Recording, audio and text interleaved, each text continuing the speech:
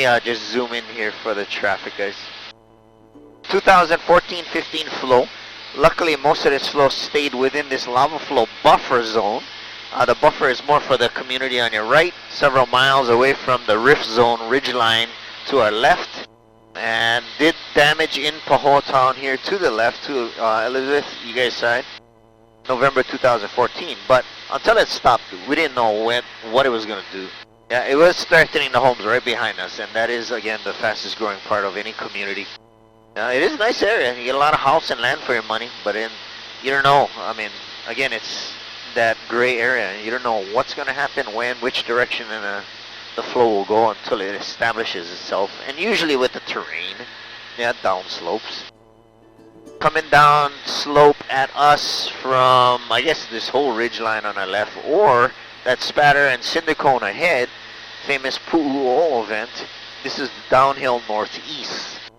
And you guys wondering where that eruption was last year? It's actually behind us, but from this east rift zone of a fault. The fissures that open up in the community, and that was about 20-30 miles down the east side where the bleed out happened, and the whole volcano bled out. This famous event was erupting for 35 years, drained down all of a sudden, and we showed up one morning late April and it was empty. We're like, we just assumed the eruption would still be going on. That's the thing, you don't know when things will shift or how dramatically. That drained out. Geologists saying that will probably not refill to erupt out in that area again. You might have a new eruption, but maybe not from that particular spatter and cinder cone. Now that sits 9 miles down the east side of Kilauea. Where's the summit? The summit is where the ridgeline is level, about where you see a gap under the clouds there, but maybe 2 o'clock direction. I want to try and get you guys there because there's change there with the collapse, the drain down, but also now coming up is that Greenwater Lake. There's a lot of discussion about that, and it's similar to what we're seeing in other volcanoes around the world. It's fallen in so far in the caldera that where the water's filling in might have been the old water table underground. So it's just filling in, leaching sulfates, turning green, definitely acidic, and very hot. Not boiling, but steaming. I don't know how you can have steaming water that's not boiling when it's 70 degrees Celsius or 160 degrees Fahrenheit. I don't know. But, there's some change there. Otherwise, the whole volcano's bled out. Even the magma chamber in the body is underground. It's all bled out from Leilani Estates community there. But let's move over here. By approaching that famous vent, guys, we'll take our turns, look at the mechanics of it. It's hollow. And we're just entering the Volcano National Park as we approach that and go inward further over a lot of features along this fault line that you really can't enjoy or see from being in the Volcano National Park. So good, we can fly it.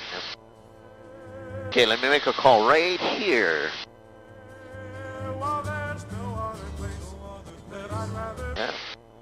Yeah, flows, when I say historically, it's like 200 years, recorded history. Flows tend to go left, so southeast coast. There have been many flows, many communities taken out. Just in the last half century, it's well over 1,000 homes destroyed by lava flows. So this is, we can't see the fault line, but we're just about on the apex of this blunt ridge and fault. This is where the magma comes up to surface as lava. Wherever the lava hits the shoreline, like downhill left side of us, we do gain shoreline. It does break away as well. Lots of black sand forms. It piles up, but it also sweeps away. Downhill, Kalapana and Royal Garden subdivision lost a lot of homes there, over 200. But this is about a 55 square mile area here and the flow behind us combined from flows between 1983 and 2018. Right side of us, some of that's still cooling. It hardened, stopped flowing there 2016.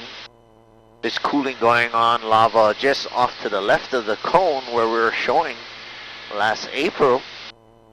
And I guess you would call it activity. It's still venting out of the vent there. Poisonous gases, sulfur, steam. There's still monitoring equipment there on the rim. So we'll take a right turn, left turn, so you can see it. Take notice, guys, of all the holes in the ground. Everybody says crater, crater. And I know they're talking about the hole at the top of the volcano. That's a caldera. There are at least 7 different types of craters I can think of out here. We're passing over 2. Skylights or collapses in the lava tubes. Right under your feet there, Ronald, is a vent called Kupainaha. There's quite a few skylights here left and right along the lava tube from Delta Fissure. And then this cone here in front of us is not a volcano. I know you guys have been thinking it is, but it's not. It's a spatter and cinder cone, which is considered a vent off the side of Kilauea Shield volcano here. Yeah? Fountain lava and everything, but it's not a volcano in itself. So welcome to the Volcano National Park. Let's do that half right turn and then left. And then, you know, more and more. Look at the features.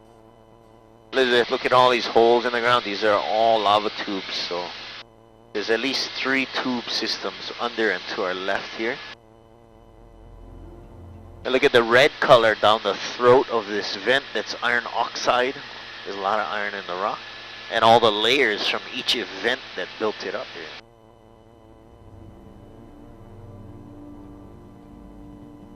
Okay, we'll come around here, and Erica, you should be able to see better out that front corner window. Yep.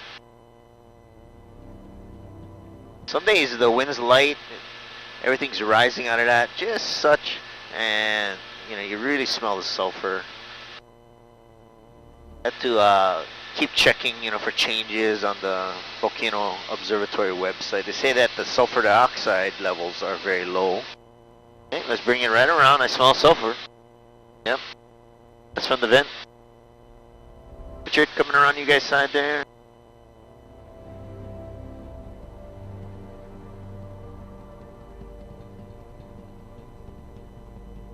I get some pictures from afar and near, and then look at it.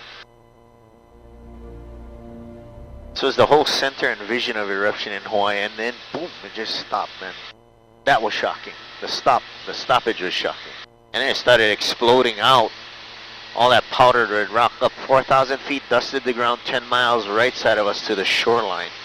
That was small in comparison to the explosions out of the caldera up to 30,000 feet.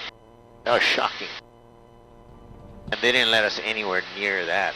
We were here during these puff-ups. Okay, we're gonna keep going left. We don't want to keep switching sides, left, right, left, right. Just keep going left, and then line up with the fault. Head deeper into the national park here.